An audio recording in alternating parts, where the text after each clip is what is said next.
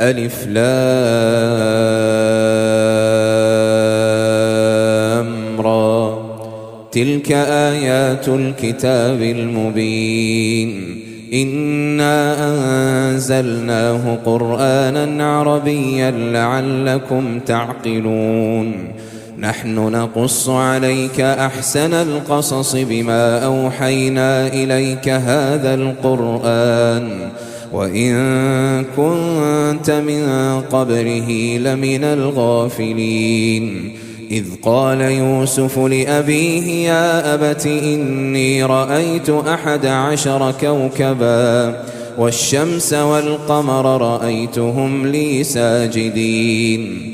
قال يا بني لا تقصص رؤياك على إخوتك فيكيدوا لك كيدا إن الشيطان للإنسان عدو مبين. وكذلك يجتبيك ربك ويعلمك من تأويل الأحاديث ويتم نعمته عليك وعلى آل يعقوب كما أتمها على أبويك من قبل إبراهيم وإسحاق إن ربك عليم حكيم. لقد كان في يوسف وإخوته آيات للسائلين إذ قالوا ليوسف وأخوه أحب إلى أبينا منا ونحن عصبة إن أبانا لفي ضلال مبين. اقتلوا يوسف أو اطرحوه أرضا يخل لكم وجه أبيكم وتكونوا من بعده قوما صالحين. قال قائل منهم لا تقتلوا يوسف وألقوه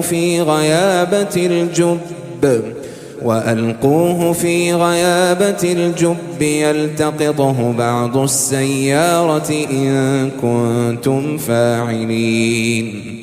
قالوا يا أبانا ما لك لا تأمنا على يوسف وإنا له لناصحون أرسله معنا غدا يرتع ويلعب وإنا له لحافظون. قال إني ليحزنني أن تذهبوا به وأخاف أن يأكله الذئب وأنتم عنه غافلون.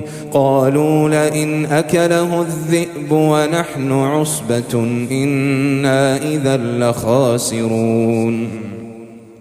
فلما ذهبوا به وأجمعوا أن يجعلوه في غيابة الجب وأوحينا إليه لتنبئنهم بأمرهم هذا وهم لا يشعرون. وجاءوا أباهم عشاء يبكون.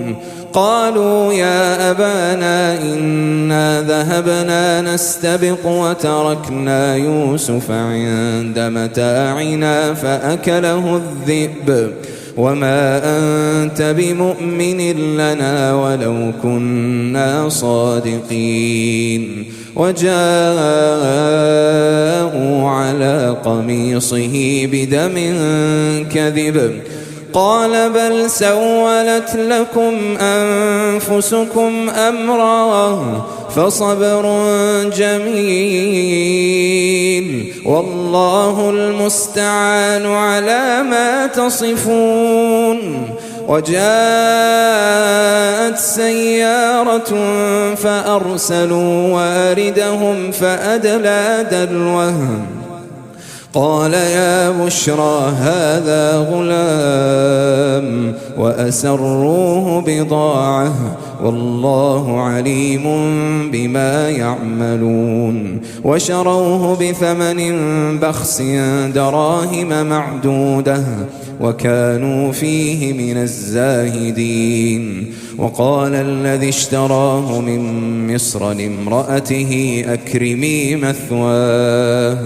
أكرمي مثواه عسى أن ينفعنا أو نتخذه ولدا.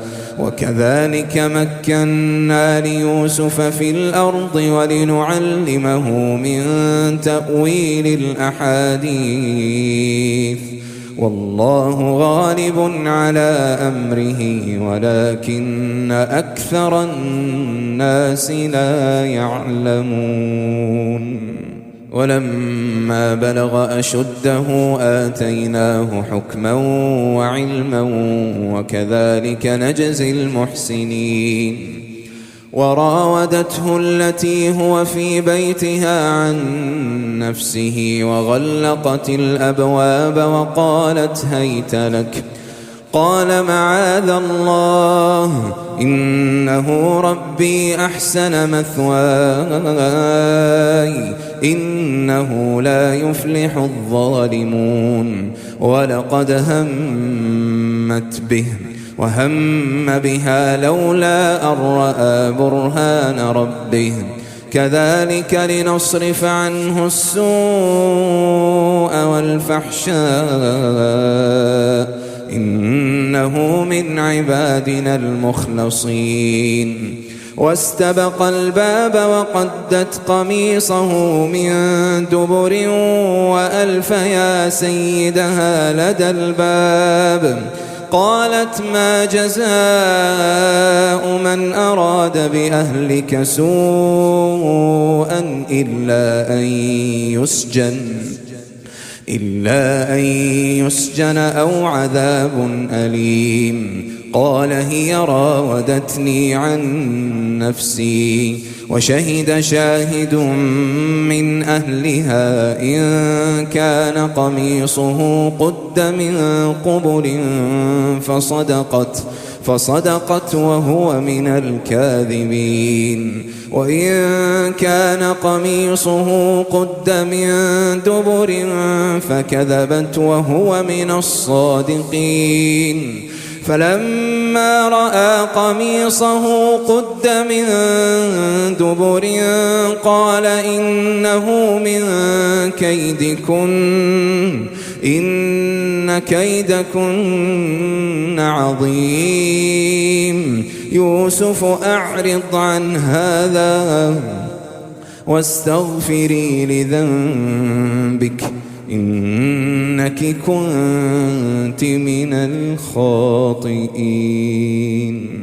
وقال نسوة في المدينة امرأة العزيز تراود فتاها عن نفسه قد شغفها حبا إنا لنراها في ضلال مبين. فلما سمعت بمكرهن أرسلت إليهن وأعتدت لهن متكئا وآتت كل واحدة منهن سكينا وقالت اخرج عليهن.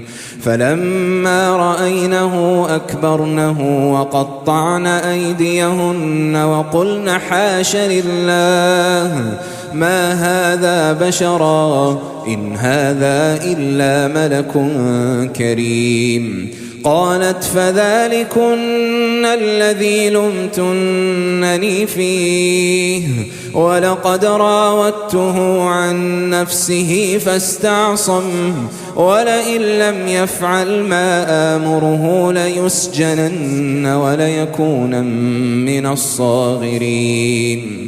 قال رب السجن أحب إلي مما يدعونني إليه وإلا تصرف عني كيدهن أصب إليهن وأكن من الجاهلين. فاستجاب له ربه فصرف عنه كيدهن إنه هو السميع العليم. ثم بدا لهم من بعد ما رأوا الآيات ليسجننه حتى حين. ودخل معه السجن فتيان قال أحدهما إني أراني أعصر خمرا وقال الآخر إني أراني أحمل فوق رأسي خبزا تأكل الطير منه نبئنا بتأويله إنا نراك من المحسنين.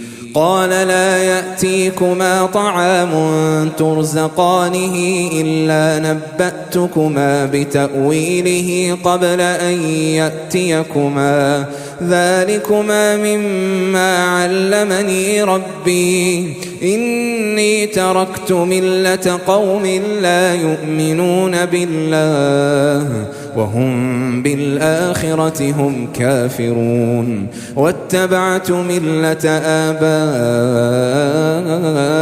آبائي إبراهيم وإسحاق ويعقوب ما كان لنا أن نشرك بالله من شيء ذلك من فضل الله علينا وعلى الناس ولكن أكثر الناس لا يشكرون. يا صاحبي السجن أأرباب متفرقون خير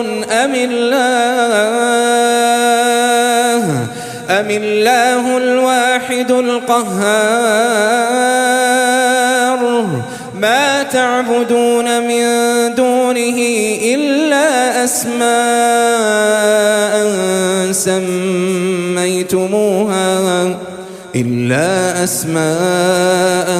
سميتموها أنتم وآباؤكم ما أنزل الله بها من سلطان إن الحكم إلا لله أمر ألا تعبدوا إلا إياه ذلك الدين القيم ولكن أكثر الناس لا يعلمون. يا صاحبي السجن أما أحدكما فيسقي ربه خمرا وأما الآخر فيصلب فتأكل الطير من رأسه قضي الأمر الذي فيه تستفتيان. وقال للذي ظن أنه ناج منه اذكرني عند ربك فأنساه الشيطان ذكر ربه فلبث في السجن 10 سنين. وقال الملك إني أرى 7 بقرات سمان يأكلهن 7 عجاف و7 سنبلات خضر وأخر يابسات يا أيها الملأ أفتوني في رؤياي إن كنتم للرؤيا تعبرون. قالوا أضغاث أحلام وما نحن بتأويل الأحلام بعالمين. وقال الذي نجا منهما وادكر بعد أمة أنا أنبئكم بتأويله فأرسلون. يوسف أيها الصديق أفتنا في 7 بقرات سمان يأكلهن 7 عجاف و7 سنبلات خضر وأخر يابسات لعلي أرجع إلى الناس لعلهم يعلمون. قال تزرعون 7 سنين دأبا فما حصدتم فذروه في سنبله إلا قليلا مما تأكلون ثم يأتي من بعد ذلك 7 شداد يأكلن ما قدمتم لهن إلا قليلا إلا قليلا مما تحصنون ثم يأتي من بعد ذلك عام فيه يغاث الناس وفيه يعصرون وقال الملك ائتوني به فلما جاءه الرسول قال ارجع إلى ربك فاسأله ما بال النسوة اللاتي قطعن أيديهن إن ربي بكيدهن عليم قال ما خطبكن إذ راوتن يوسف عن نفسه قلنا حاش لله ما علمنا عليه من سوء قالت امرأة العزيز الآن حصحص الحق أنا راودته عن نفسه وإنه لمن الصادقين ذلك ليعلم أني لم أخنه بالغيب وأن الله لا يهدي كيد الخائنين وما أبرئ نفسي إن النفس لأمارة بالسوء إلا ما رحم ربي إن ربي غفور رحيم وقال الملك ائتوني به أستخلصه لنفسي فلما كلمه قال إنك اليوم لدينا مكين أمين قال اجعلني على خزائن الأرض إني حفيظ عليم وكذلك مكنا ليوسف في الأرض يتبوأ منها حيث يشاء نصيب برحمتنا من نشاء ولا نضيع أجر المحسنين ولأجر الآخرة خير للذين آمنوا وكانوا يتقون وجاء إخوة يوسف فدخلوا عليه فعرفهم وهم له منكرون ولما جهزهم بجهازهم قال ائتوني بأخ لكم من أبيكم ألا ترون أني أوفي الكيل وأنا خير المنزلين فإن لم تأتوني به فلا كيل لكم عندي ولا تقربون قالوا سنراود عنه أباه وإنا لفاعلون وقال لفتيانه اجعلوا بضاعتهم في رحالهم لعلهم يعرفونها إذا انقلبوا إلى أهلهم لعلهم يرجعون فلما رجعوا إلى أبيهم قالوا يا أبانا منع منا الكيل فأرسل معنا أخانا نكتل وإنا له لحافظون قال هل آمنكم عليه إلا كما أمنتكم على أخيه من قبل فالله خير حافظا وهو أرحم الراحمين ولما فتحوا متاعهم وجدوا بضاعتهم ردت إليهم قالوا يا أبانا ما نبغي هذه بضاعتنا ردت إلينا ونمير أهلنا ونحفظ أخانا ونزداد كيل بعير ذلك كيل يسير قال لن أرسله معكم حتى تؤتون موثقا من الله لتأتونني به إلا أن يحاط بكم فلما آتوه موثقهم قال الله على ما نقول وكيل. وقال يا بني لا تدخلوا من باب واحد وادخلوا من أبواب متفرقة وما أغني عنكم من الله من شيء إن الحكم إلا لله عليه توكلت وعليه فليتوكل المتوكلون.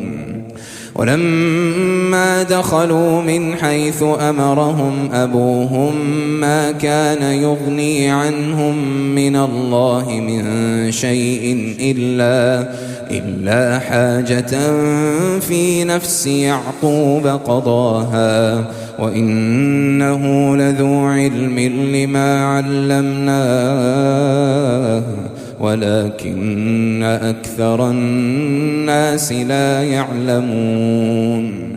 ولما دخلوا على يوسف آوى إليه أخاه قال إني أنا أخوك فلا تبتئس بما كانوا يعملون. فلما جهزهم بجهازهم جعل السقاية في رحل أخيه ثم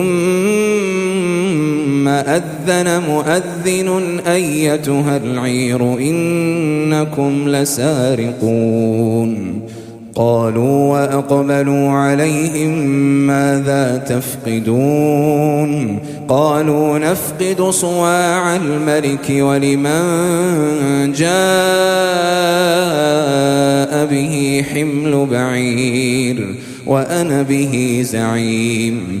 قالوا تالله لقد علمتم ما جئنا لنفسد في الأرض وما كنا سارقين. قالوا فما جزاؤه إن كنتم كاذبين. قالوا جزاؤه من وجد في رحله فهو جزاؤه كذلك نجزي الظالمين. فبدأ بأوعيتهم قبل وعاء أخيه ثم استخرجها من وعاء أخيه كذلك كدنا ليوسف ما كان ليأخذ أخاه في دين الملك إلا أن يشاء الله نرفع درجات من نشاء وفوق كل ذي علم عليم. قالوا إن يسرق فقد سرق أخ له من قبل فأسرها يوسف في نفسه ولم يبدها لهم. قال أنتم شر مكانا والله أعلم بما تصفون. قالوا يا أيها العزيز إن له أبا شيخا كبيرا فخذ أحدنا مكانه إنا نراك من المحسنين. قال معاذ الله أن نأخذ إلا من وجدنا متاعنا عنده إنا إذا لظالمون. فلما استيئسوا منه خلصوا نجيا. قال كبيرهم ألم تعلموا أن أباكم قد أخذ عليكم موثقا من الله ومن قبل ما فرطتم في يوسف فلن أبرح الأرض حتى يأذن لي أبي أو يحكم الله لي وهو خير الحاكمين. ارجعوا إلى أبيكم فقولوا يا أبانا إن ابنك سرق وما شهدنا إلا بما علمنا وما كنا للغيب حافظين واسأل القرية التي كنا فيها والعير التي أقبلنا فيها وإنا لصادقون قال بل سولت لكم أنفسكم أمرا فصبر جميل عسى الله أن يأتيني بهم جميعا إنه هو العليم الحكيم وتولى عنهم وقال يا أسفا على يوسف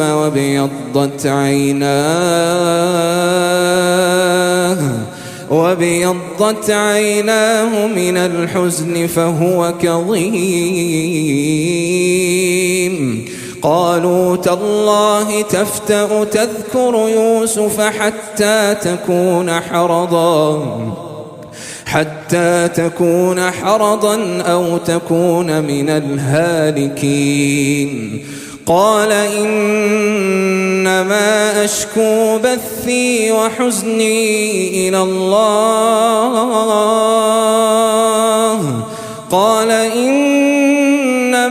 أشكو بثي وحزني إلى الله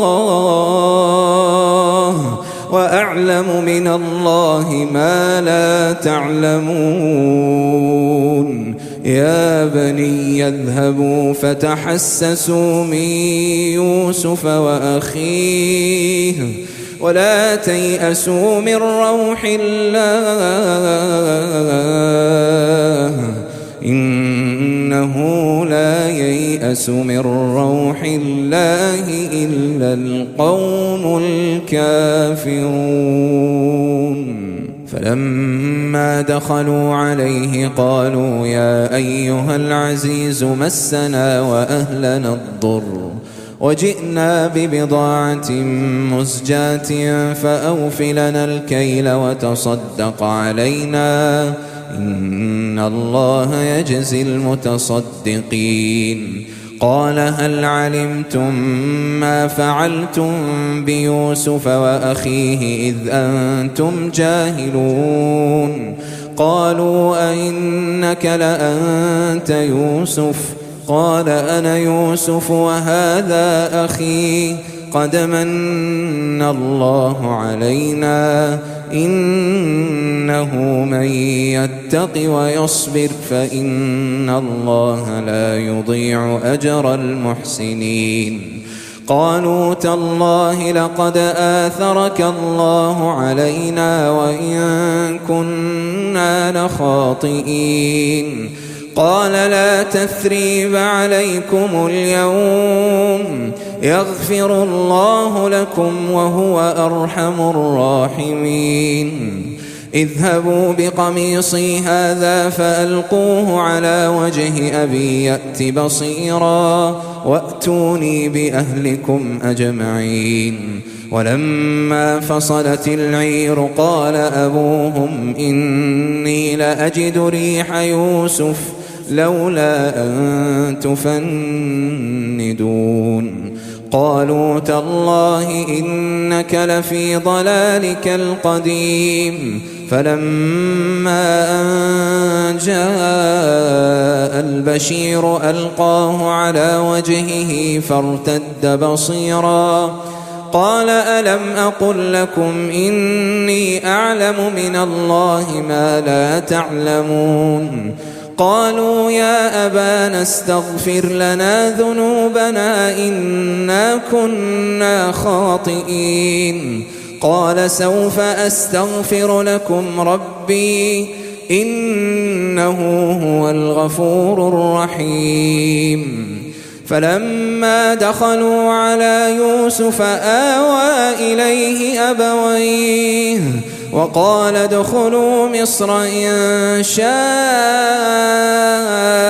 الله آمنين ورفع أبويه على العرش وخروا له سجدا وقال يا أبت هذا تأويل رؤياي من قبل قد جعلها ربي حقا وقد أحسن بي إذ أخرجني من السجن وجاء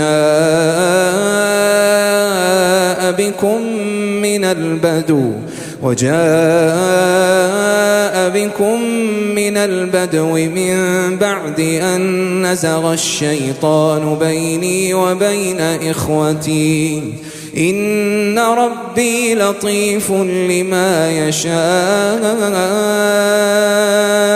إنه هو العليم الحكيم رب قد آتيتني من الملك وعلمتني من تأويل الأحاديث فاطر السماوات والأرض أنت ولي في الدنيا والآخرة توفني مسلما وألحقني بالصالحين ذلك من أنباء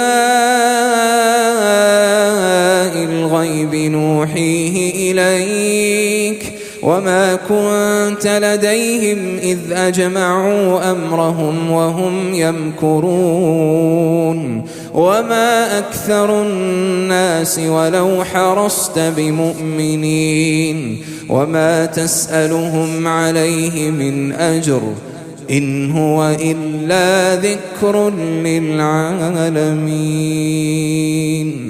وكأي من آية في السماوات والأرض يمرون عليها وهم عنها معرضون وما يؤمن أكثرهم بالله إلا وهم مشركون أفأمنوا أن تأتيهم غاشية من عذاب الله أو تأتيهم الساعة بغتة وهم لا يشعرون قل هذه سبيلي أدعو إلى الله على بصيرة أنا ومن اتبعني وسبحان الله وما أنا من المشركين وما أرسلنا من قبلك إلا رجالا نوحي إليهم من أهل القرى أفلم يسيروا في الأرض فينظروا كيف كان عاقبة الذين من قبلهم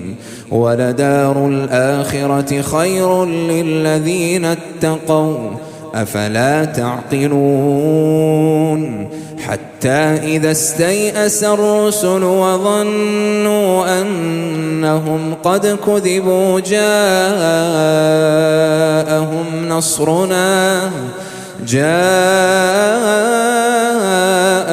نصرنا فنجي من نشاء ولا يرد بأسنا عن القوم المجرمين لقد كان في قصصهم عبرة لأولي الألباب ما كان حديثا يفترى ولكن تصديق الذي بين يديه وتفصيل كل شيء وهدى ورحمة لقوم